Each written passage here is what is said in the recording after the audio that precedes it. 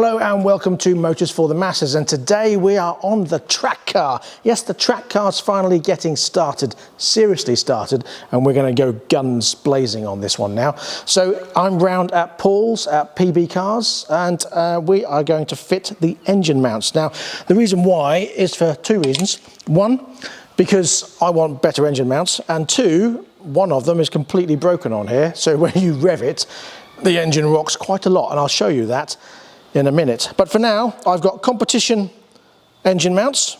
There's 3 of them on this. So we're going to fit those, and then we're going to have a look at whether we can, not going to do it today, but whether we can reroute the battery.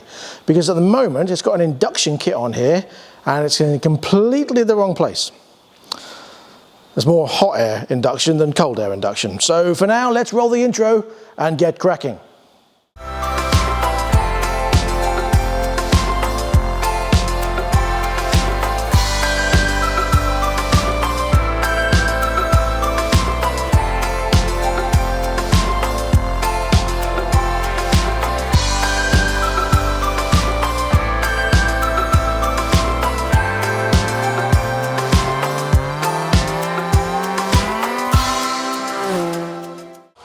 So 2 problems here. Look, this intake goes to the back here.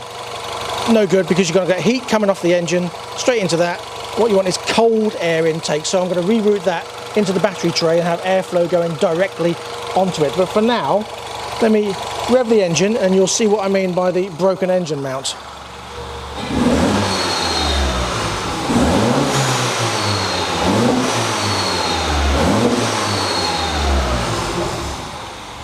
Right, let's get it sorted out.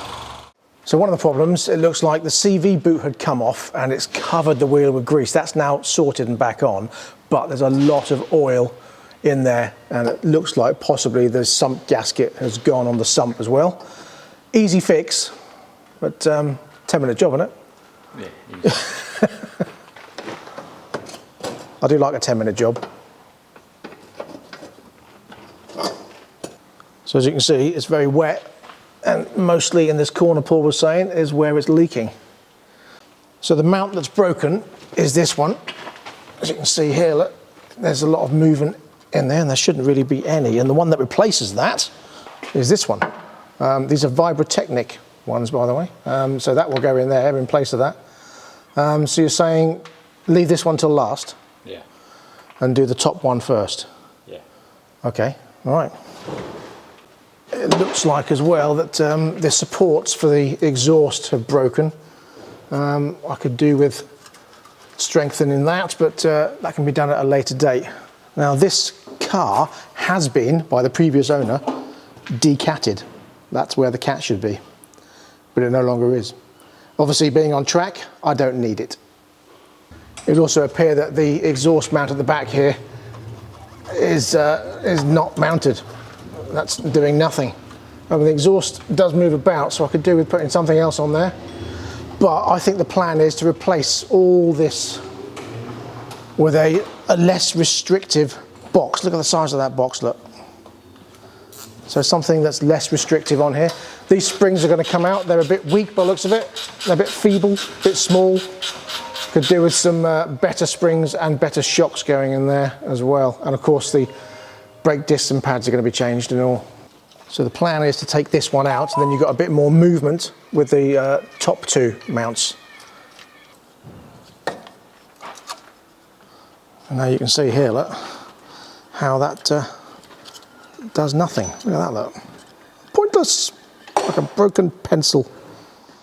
So the main front mount here is going to come out first. We're going to support the engine underneath, undo those, take that out, and that will go in its place. A nice heavy duty Vibrotechnics engine mount.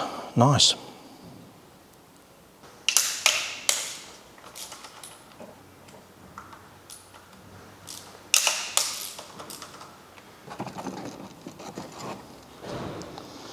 Marvellous.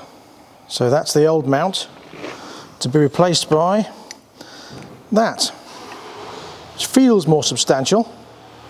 Doesn't look more substantial, does it? Well, I assume it's better.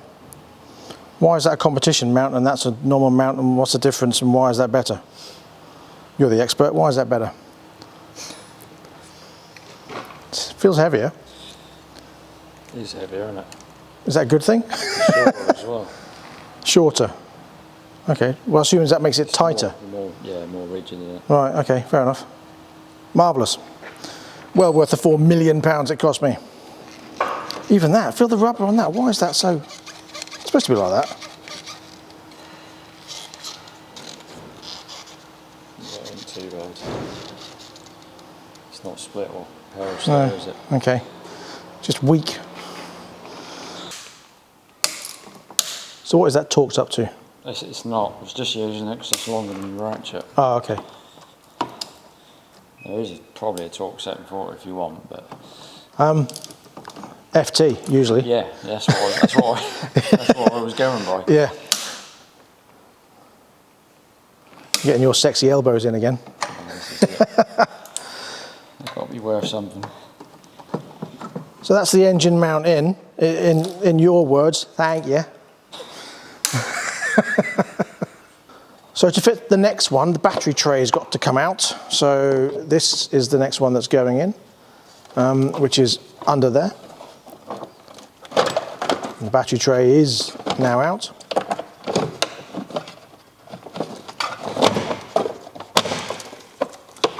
Nice. What is that?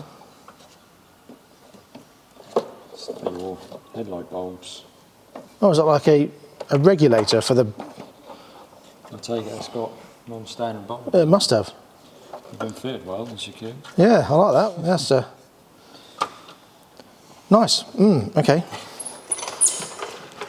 Is there one this? Yeah, there is. There's one this side as well. Also, as equally secure. Well, I like the consistency.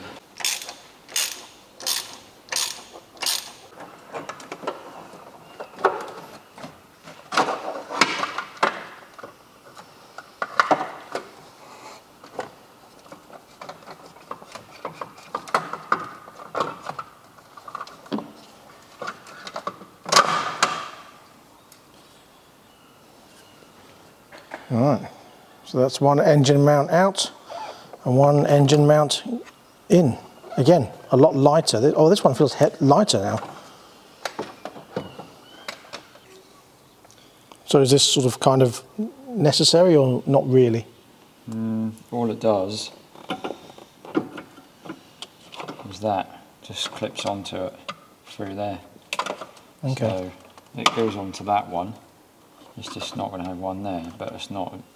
It's just a plastic tray for the wiring. Okay.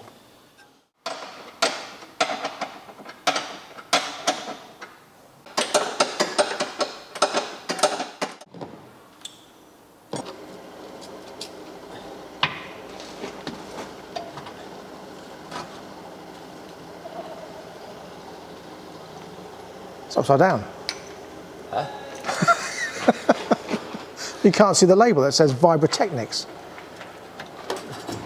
I'm joking. Fair enough.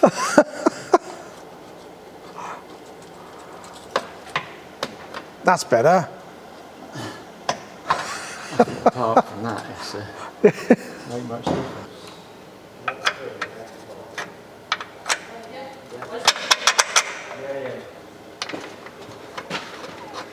Okay.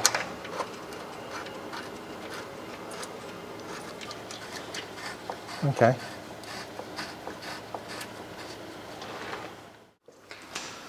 So just to show the difference, and how the engine mounts are on, obviously they usually get movement.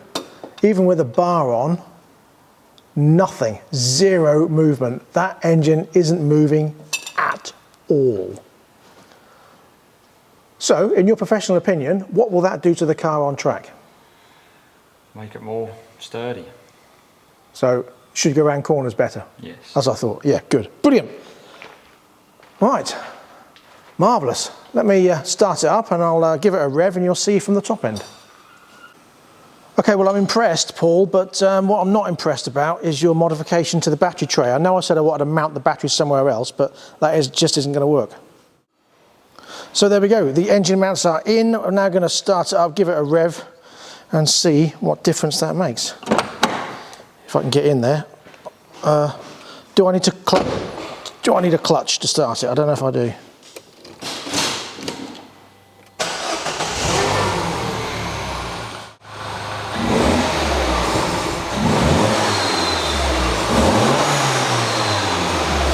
Not a single bit of movement. Awesome.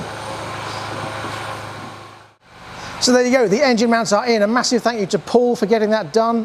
We'll be back again here another time because he'll be doing the sump gasket and also looking at rerouting that battery. Getting the battery in the boot, and then I shall get a hose to put that induction in the battery tray and then feed some cold air into it, because where it is now, it's probably hindering the engine rather than helping it. So that's it for this short video. We'll be back in a couple of days with another video where Jamie and I will be stripping the interior out and looking at getting that roll cage in. So stay tuned for that one. So for now, thank you very much for joining me. Until next time, please ride and drive carefully, but have fun. See you later.